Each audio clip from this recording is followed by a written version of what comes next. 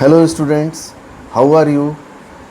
In sixth chapter of NCERT, linear inequalities, uh, many problems of exercise NCERT exercise 6.1 have been solved, and we have also discussed types of inequalities and certain properties of inequalities, okay, and some tricks to solve the different problems of inequalities. Now we will see another exercise, and that is 6.2.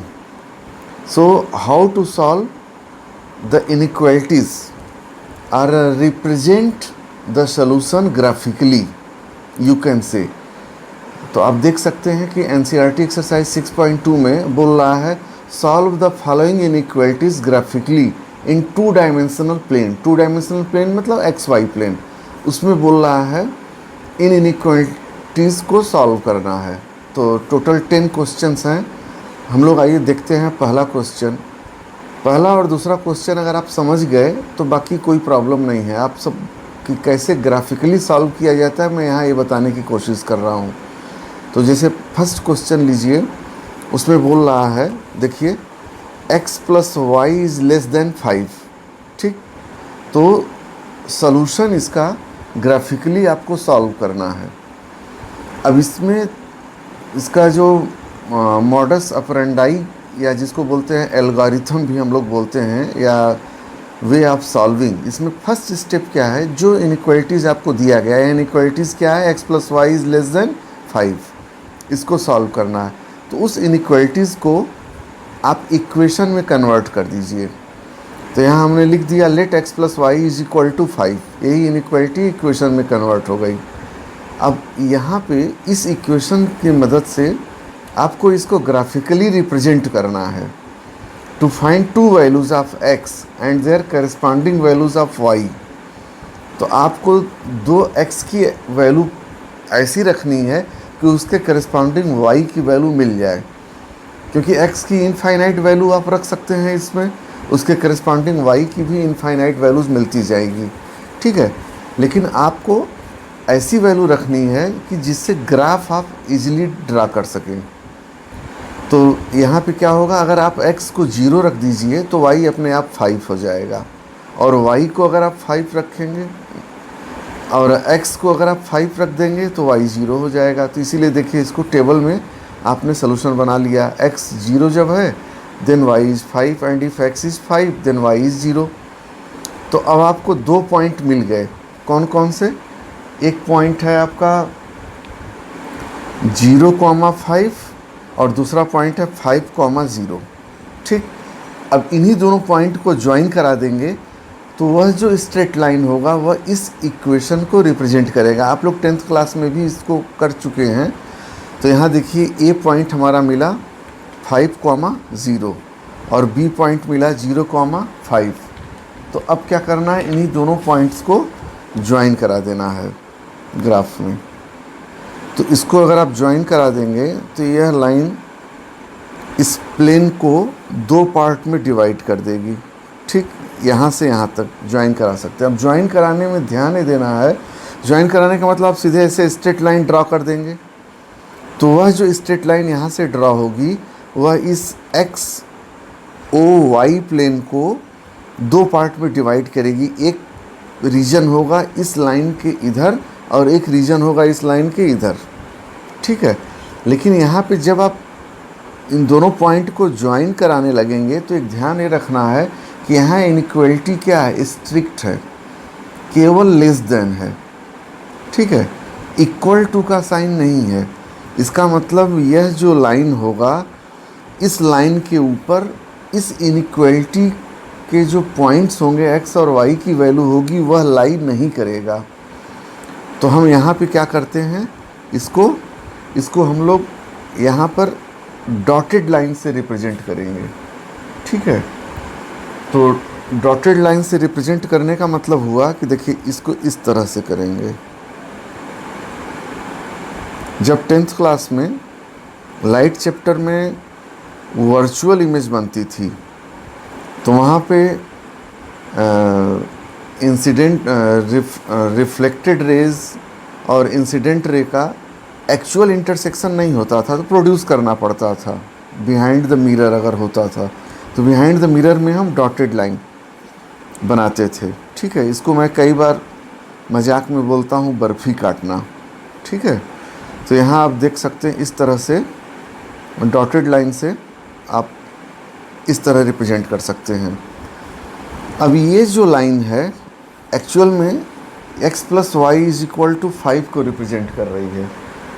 ठीक है, ये line x plus y is equal to, अगर इसको और आगे बढ़ा दीजिए, इधर प्रोड्यूस कर दीजिए, x plus y is equal to 5, x plus y is equal to 5।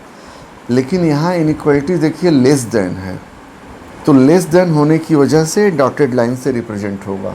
ठीक, तो यहाँ हो गया। अब इसके बाद देखिए यहाँ एक चीज़ आपको ये देखना है, अब इस इनइक्वालिटी में x और y की वैल्यू आप 0 पुट कर दीजिए। देखिए यहाँ लिखा है now putting x is equal to 0 and y is equal to 0 in x plus y is less than 5। अगर दोनों को 0 रख देंगे, x को और y को, तो क्या हो जाएगा, 0 इज़ लेस देन 5। ऐसा हम इसलिए करते हैं कि यह पता करने के लिए कि जो हमारा ये जो लाइन है, हमारा सॉल्यूशन इस इनइक्वालिटी का इस लाइन के टुवर्ड्स ओरिजिन मिलेगा कि अवे फ्रॉम ओरिजिन मिलेगा। ठीक है, क्योंकि ओरिजिन 0 0 है, यहाँ x भी 0 है और y भी 0 है इस पॉइंट पे, इसीलिए तो यहाँ 0 इज़ लेस देन 5 हो गया। अगर x और y दोनों को 0 पुट किया जाए तब, तो 0 is less than 5 which is true, ये ट्रू है। तो अगर यह ट्रू आ गया, हमको इनइक्वालिटी मिल गई, तो जो सॉल्यूशन रीजन होगा वह टुवर्ड्स ओरिजिन होगा। तो इसके लिए हम क्या दिखा सकते हैं, टुवर्ड्स ओरिजिन क्या हो गया, इस लाइन के किधर है ओरिजिन, इधर है, इस लाइन के इधर ओरिजिन है, तो सॉल्यूशन रीजन हमारा इस तरफ मिलेगा। ठीक, ऐसे। तो अगर आपको कभी भी इस तरह का लाइन मिलता है और आप ड्रा करते हैं, तो ये आ गया। तो इसको जब आप शेड करेंगे, तो शेड करने के लिए इसको पूरा आपको शेड कर देना होगा। ठीक है, यहाँ से आप इस तरह से दिखा देंगे।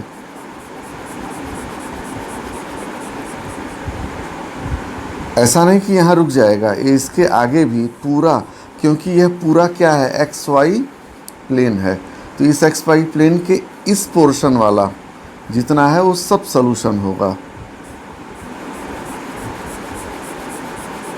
तो आप ऐसे एरो बना करके इस तरह से, तो आप इसको एक सिमेट्री इस्टेब्लिश करने के लिए चाहे तो इसके लिए यहाँ आप इस तरह से ड्रा कर सकते हैं, और आप केवल मतलब प्लेन के इतने रीजन को आप दिखा रहे हैं।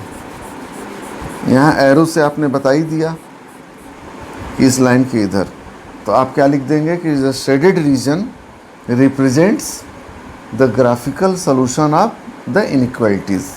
ठीक, अब आइए सेकंड क्वेश्चन। देखिए सेकंड क्वेश्चन इसका क्या बोल रहा है, 2x plus y is greater than equal to 6।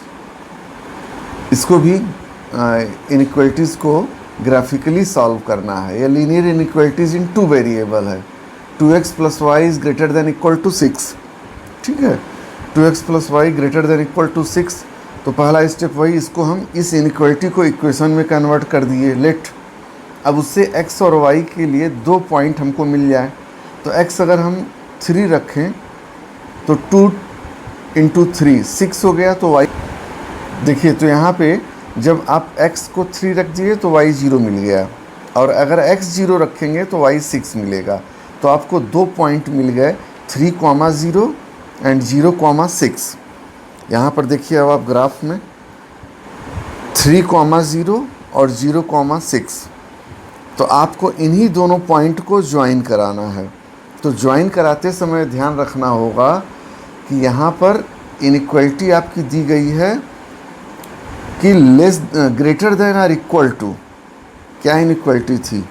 Inequality थी 2x plus y is greater than or equal to 6, ये वाली greater than or equal to. तो इक्वल टू है तो यहाँ पे बर्फी नहीं बनेगी, यहाँ पूरी एकदम कॉन्टीन्यूस लाइन आप ड्रा करेंगे, ठीक है। तो कॉन्टीन्यूस लाइन ड्रा करने का मतलब क्या हुआ कि यहाँ पर दोनों को ज्वाइन करा देंगे विदाउट एनी ब्रेक। तो यहाँ जब इसको ज्वाइन कराएंगे तो यह आपका हो गया इस तरह से, ठीक। अब ये लाइन क्या रिप्रेजेंट कर रहा है? ये लाइन रिप्रेजेंट कर रहा है 2x plus y is equal to 6, ये लाइन इसको रिप्रेजेंट कर रहा है, ठीक। अब यहाँ अगर आप x और y को 0 पुट कर देंगे, देखिए x 0 y 0, तो हमको फाइनली क्या मिला? 0 is greater than 6, greater than or equal to 6, तो ये ट्रू है। 0 is greater than equal to 6, ये फॉल्स है। तो फॉल्स है तो अवे फ्रॉम ओरिजिन मिलेगा सोल्यूशन। सोल्यूशन कहाँ मिलेगा? Away from origin. तो अब ये लाइन देखिए एक्स ओ वाई प्लेन को दो पार्ट में डिवाइड कर रही है, एक इस लाइन के इधर वाला राइट वर्ड्स और एक इस लाइन के लेफ्ट वर्ड्स इधर, ठीक। एक इसका मतलब एक टुवर्ड्स ओरिजिन और एक अवे फ्रॉम ओरिजिन। इस लाइन को एक्स ओ वाई प्लेन को या एक्स वाई प्लेन को डिवाइड कर रही है ये लाइन। तो जब फॉल्स हमको मिल गया ओरिजिन की वैल्यू रखने पर 0 0, 0 is greater than equal to 6 false, तो इसका मतलब अवे फ्रॉम ओरिजिन। तो अवे फ्रॉम ओरिजिन का मतलब क्या हुआ? इस प्लेन के ए वाले रीजन, ए वाले रीजन क्या हो जाएंगे? सॉल्यूशन प्लेन के, ठीक है। और इसको आप यहाँ पर एक कंटिन्यूस लाइन से इसलिए रिप्रेजेंट किए हैं क्योंकि इनइक्वालिटी ये है greater than or equal to. तो हमारा सोल्यूशन क्या हो जाएगा? वही, इसको भी आप शेड कर सकते हैं, शेडेड रीजन। यहाँ अगर आप एक सिमेट्री बनाना है तो एक इस तरह से ड्रा कर सकते हैं ऐसे, और इसको शेड कर दीजिए इतना, मतलब केवल एक आप रीजन दिखा रहे हैं। ऐसा नहीं कि यहीं रुक गया, ये आगे तक जितना भी प्लेन है पूरा सब रिप्रेजेंट करेगा सॉल्यूशन को। ये आ गया तो आप लिख देंगे the shaded region represents the solution, represents the graphical solution of the given inequality 2x plus y greater than equal to 6। तो अब मुझे लग रहा है कि ग्राफिकली कैसे सॉल्व करते हैं ये आपको अच्छे से समझ में आ गया होगा।